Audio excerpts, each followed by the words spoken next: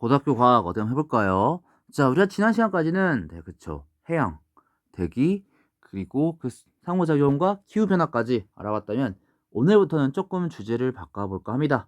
우리가 밟고 있는 땅, 그리고 이 땅이 어떻게 변화했는지 한번 알아보려고 해요. 일단 오늘은 그 첫 시간으로 이 땅이 만들어지는 거 얘기하려고 하는데요. 선생님이 중간중간에 그렇기 때문에 요런 암석에서는 요런 특징들이 나타날 수 있어요. 요런 암석에서는 요런 흔적들이 나타날 수 있어요. 요런 얘기들을 좀 할 겁니다. 즉, 그쵸.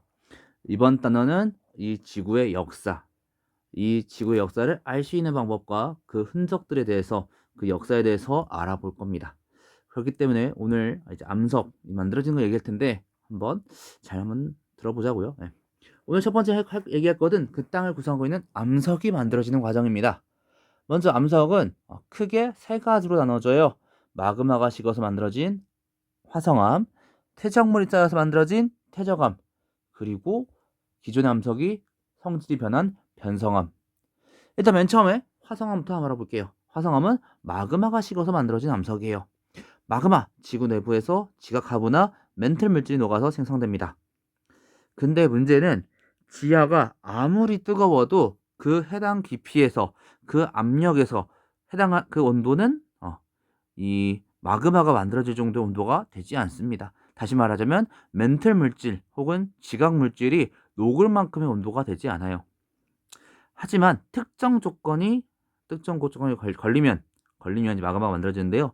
첫 번째 조건입니다. 이 그림에서 보면 첫 번째 조건입니다. 대륙 지각이 어떤 원인에 의해서 온도가 높아지게 되면은 원래는 그 깊이에서 그 온도가 도달하지 못해서 암석이 녹을 만큼의 마그마가 만들어질 만큼의 온도가 되지 못하지만 어떤 원인에 의해서 온도가 높아질 때 물이 포함된 화강암이 녹으면서 마그마가 생성됩니다. 두 번째 경우입니다. 멘틀 물질이 갑자기 상승하게 되면 깊이가 갑자기 올라가게 되면 압력이 줄어들면서 물이 포함되지 않은 멘틀이 녹게 됩니다. 그렇게 마그마가 생성되기도 합니다. 또한 멘틀에 물이 공급되면은 녹는 점이 낮아집니다. 낮아지면서 마그마가 생성되기도 해요. 조금 더 케이스 바이 케이스 한번 볼게요. 판이 발생하는 해령입니다. 판이 발산한다는 것은 판이 벌어진다는 얘기가 되겠고요. 그 밑에 있던 내부 물질이 상승하는 얘기가 되겠네요. 즉 압력이 깊이가 갑자기 줄어들면서 상승하게 되면서 압력이 줄어들 거예요. 압력이 줄어들면 원래는 그 온도는 그 마그마 그 지구 내부의 온도는 마그마가 만들어진 정도는 아니었지만 얘가 갑자기 압력이 낮아지면서 온도는 그대로니까 물이 포함되지 않는 멘틀 용융 곡선에 닿게 되면서 그 정도의 온도에 도달하게 되면서 현무암질 마그마가 형성됩니다. 판이 수렴하는 섭입대에서는 수렴한다는 것은 이 판이 아래로 내려간다는 얘기, 깊어진다는 얘기가 되겠네요. 현무암질 해양 지각이 섭입하게 되면서 온도와 압력이 상승합니다. 온도와 압력이 상승하면서 이번엔 세 번째 케이스가 되겠네요. 함수광물, 물을 포함한 광물과 퇴적물에서 물이 빠져나오게 됩니다. 즉, 이 상부 멘틀에 물이 포함되면서 역시 온도는 그대로인데 녹는 점이 낮아지면서 상부 멘틀 녹는 점이 낮아지면서 현무암질 마그마가 생성되게 될 거예요.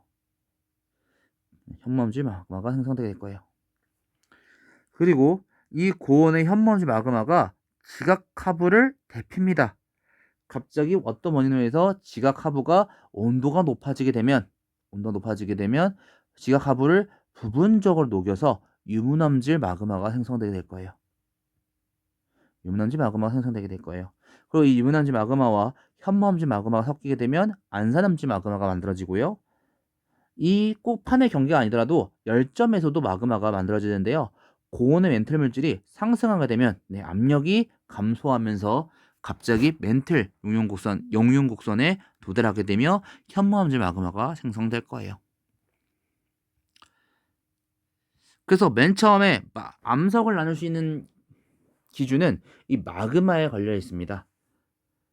현무암질 마그마, 유문암질 마그마, 둘이 섞여 있는 안산암질 마그마 세 종류 나눌 수 있겠는데요. 현무암질 마그마일수록 규산염 물질 SiO2가 함량이 낮고요. 그래서 점성이 낮은 반면에 높은 온도에서 마그마가 만들어집니다. 유문암질은 SiO2 함량이 높아요. 점성이 높은 대신에 온도가 낮아요. 그 중간이 안산암질 마그마 되겠고요. 각각의 마그마에서 만들어진 암석을 현무암질 마그마는 염기성암, 안산암질 마그마는 중성암, 유문암질 마그마는 산성암을 만들어냅니다. 염기성암은 고철질암이라고도 부르는데요. 굉장히 어두운 광물들이 많이 포함하고 있기 때문에 어두운 특징을 갖고 있어요. 유문암질 마그마는 산성암, 부장질암이라고도 말하는데요. 규산 물질들을 많이 갖고 있어서 밝은 광물을 많이 포함하고 있기 때문에 밝은 특징을 갖고 있어요.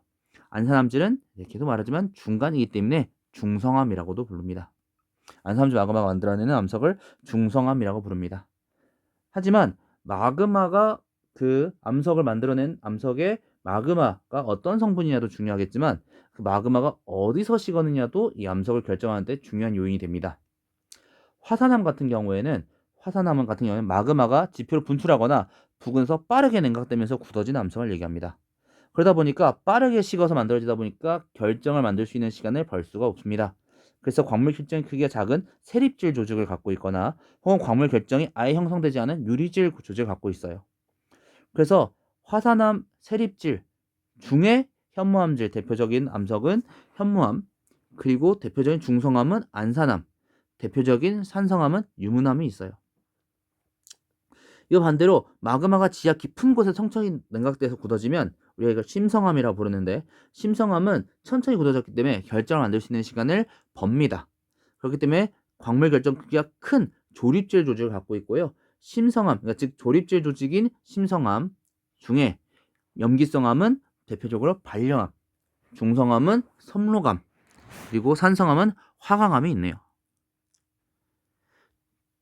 이 화성암 같은 경우에 마그마가 식어서 만들어진 암석이다 보니까 이러한 특징들도 가질 수 있어요. 관입이라고 하는 구조가 발견되기도 해요. 관입은 지하 깊은 곳에 있던 마그마가 지층의 틈을 뚫고 상승하면서 마그마 주변의 지층이나 암석 틈을 들어와 화성암으로 굳어진 걸 얘기합니다. 즉 기존에 있던 암석, 우리가 기반암이라고 부르는데 기반암을 뚫고 화성암이 굳어져 있는 경우를 우리 관입했다고 얘기합니다. 이때 이 굳어진 화성암을, 이 틈을 뚫고 들어온 만들어진 화성암을 관입암이라고 부르고요.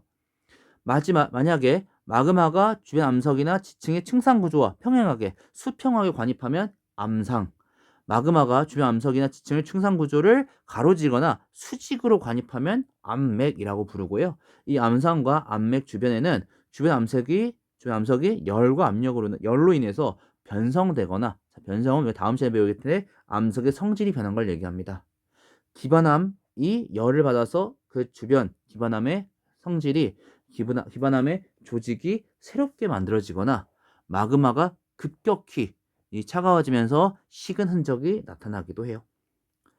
또한 마그마 관입하는 과정에서 기반암 일부가 떼어져 나와서 녹지 않아서 화성암 중간에, 화성암 그 사이에, 가운데 갑자기 발견되는 구조도 나타납니다. 포획이라고 얘기해요. 그러니까 즉 화성암을 잘라보니 혹은 화성암이 노출되다 보니 주변 다 화성암인데 갑자기 기반암 일부가 발견되는 현상이에요. 이때 이 기반암 일부를 우리가 포획암이라고 부르고요. 우리가 생각해 볼 수 있는 거, 관입당했다는 것은 기존에 암석이 있어야 마그마가 뚫고 지나갈 거예요. 즉 관이암은 기반암보다 나중에 생성되었다고 우리가 생각해 볼 수 있겠네요. 또 포획당했다는 것은 기존의 기반암이 마그마가 뚫고 지나가면서 기반암에서 떼어져 나왔다는 거니까 포획암도 화성암보다 먼저 생성되었다라고 우리가 생각해 볼 수 있을 것 같아요. 또한 마그마가 식어서 만들어진 암석이다 보니까 처음 만들어질 때는 만들어졌는데 얘가 노출되면서 바깥으로 나오면서 혹은 새로운 힘이 가해지면서 변하는 경우도 있을 것 같아요. 암석의 힘이 가해지거나 온도나 압력의 변화 등에 인해서 부피가 변할 때 갈라지거나 쪼개지는 틈을 우리가 전리라고 부르는데요. 지표로 분출한 용암이 급격히 냉각되게 되면 얘가 사방으로 같이 냉각될 거 아니에요. 수축되면서 다각형의 기둥 모양을 갈라집니다. 우리가 이걸 주상전리라고 불러요. 다시 한번, 용암이 일단 냉각되면 냉각되는 건데 문제는 짠 하고 차가워지는 것이 아니라 수축됩니다. 수축되면서 다각형의 기둥 모양, 주상이라는 뜻이 기둥 모양이라는 걸 얘기해요. 기둥 모양 갈라지면서 굳은 전리를 주상전리라고 얘기합니다. 반대로 지하 깊은 곳에 형성된 심성암도 어쩌다 보니 융기하면서 그 위에 누르고 있던 상부 지층이 풍화 혹은 침식되면서 없어진다면 심성암이 노출되고 누르던 압력이 감소하게 될 거예요. 그러면서 표면에서부터 편평하게 쪼개지게 되는데요. 우리가 이걸 판상전리라고 불러요. 판상전리. 판 모양으로 쪼개진다라는 얘기입니다. 자, 이제 두 번째 암석을 한번 알아볼 건데요. 두 번째 암석은 기존의 암석이나 어떤 퇴적물들이 쌓이고 만들어진 퇴적암입니다. 지표의 암석은 풍화와 침식 작용을 통해서 잘게 부서질 수가 있어요. 그러면서 낮은 지역을 운반될 텐데요. 얘가 그냥 운반되어 쌓이는 게 문제가 아니라 쌓이면서 다른 퇴적물들이 위에 쌓이게 되면은 눌리면서 간격이 좁아질 거예요. 이걸 다짐작용이라고 얘기합니다. 다짐작용은 퇴적물의 무게 때문에 위에 있는 퇴적물의 무게 때문에 눌려서 입자 사이 간격이 좁아지는 작용을 얘기합니다. 근데 거기서 끝나는 것이 아니라 지하수에 녹아있던 규젤이나 석회물질, 산화천 등이 본드같이 이 사이사이를 메꿔줄 거예요. 교결작용이라고 얘기하는데요. 교결작용은 퇴적물 입자 사이를 아까 말했던 석회질, 규질, 산화철 등이 메우면서 본드처럼 입자들을 서로 붙게 하여 굳어지게 만드는 작용을 얘기해요. 이렇게 퇴적물 입자들이 점점 간격이 좁아지고 또 사이사이에 채워지고 붙으면서 결합되면 단단한 지층과 퇴적암이 생성됩니다. 퇴적암은 다시 말하자면 퇴적물들이 쌓여서 만들어진 암석이에요. 그래서 어떤 퇴적물이 쌓였냐에 따라서 구분할 수 있을 것 같아요. 기존 암석이 풍화 침식마다 만들어진 점토, 모래, 자갈 같은 경우를 우리가 쇠설성 퇴적물이라고 부르는데요. 이런 쇠설성 퇴적물과 화산재 같은 화산 쇠설물이 퇴적된 경우 우리가 쇠설성 퇴적암이라고 부릅니다. 쉘이나 이암은 점토가 쌓여서, 사암은 거기에 모래가 같이 쌓여서, 여감은 자갈까지 같이 쌓여서 이 똑같은 결국엔 돌인데 이 크기에 따라서 우리가 분류할 수도 있을 것 같고요. 응외암은 화산재가 쌓여서 만들어진 암석이에요. 이런 쇠설성 퇴적물들이 쌓인 암석을 쇠설성 퇴적암이라고 한다. 물속에 녹아있는 화학 성분도 가라앉아서 암석이 될 수 있어요. 화학적 퇴적암이라고 부르는데요. 해양의 경우에는 탄산칼슘이 쌓여서 석회암이, 그리고 규질이 쌓여서 처트가 만들어지기도 합니다. 건조한 환경에서 물이 증발하게 되면 남은 소금들, 염화나트륨이 쌓여서 암염이 만들어지고요. 생물의 유해, 골격의 일부, 이것도 역시 쌓이게 되면 암석이 될 수 있어요. 유기적 퇴적암이라 부르고요. 산호, 조개류, 유공층 등의 그 껍데기 같은 것들을 구성하는 탄산칼슘이 쌓이면서 석회암이 만들어지기도 하고요. 규저류를 구성하는 규질이 쌓여 처트, 그리고 육상식물이 쌓여서 암석으로 남게 되면 석탄이 만들어지죠. 퇴적암은 쌓여서 만들어진 암석이다 보니까 퇴적 당시 환경에 따라 다양한 퇴적 구조가 나타납니다. 이 퇴적 구조를 통해서 우리는 당시 환경이나 지층이 누가 위아래인지 상하관계, 그리고 혹시 지층이 뒤집히지 않았는지 역전 유무 등을 알 수 있어요. 만약에 퇴적물이 층층이 쌓이게 되면은 보통은 수평 방향 나란하게 쌓이게 될 거예요. 그렇게 만들어진 줄무늬를 우리는 층리라고 불러요. 근데 층리는 층리인데 한 지층 내에 아래쪽에는 입자가 큰 돌멩이, 자갈 이런 게 쌓여 있고 올라갈수록 입자의 크기가 작아진다. 우리가 이걸 점이층리라고 부릅니다. 점이층리. 그리고 세 번째 그림처럼 밑에 있는 그림에서 세 번째 그림처럼 물 혹은 바람 방향이 자주 변하게 되는 환경에서는 비스듬히 기울거나 엇갈리게 쌓인 층리가 층리긴 층리인데 수평 방향이라 이 사선으로 난 문이 사층리가 발견되기도 하고요. 물결 모양이나 울퉁불퉁한 흔적, 연은이 발견되기도 합니다. 연은은 이 물결이 한 방향을 잘 흐르는 대칭 연은과 물결이 방향이 여러 방향으로 계속 변하는 비대칭 연은으로 우리가 분류할 수 있어요. 만약에 퇴적물이 표면이 논바다가 갈라져 있는 것처럼 갈라져 있다. 다섯 번째 그림처럼 갈라져 있다. 우리가 이걸 건열이라고 불러요. 그래서 퇴적하면은 층리, 점유층리, 사층리, 연은 건열과 같은 그 당시의 퇴적 구조가 당시 환경에 따라 퇴적 구조가 나타나는데요. 어떤 환경이냐? 좀만 더 자세히 알아볼게요. 육상입니다. 육상에서 알아볼 것은 호수, 사막, 범람인데요. 호수는 하천 퇴적물이 쌓이는 곳이죠.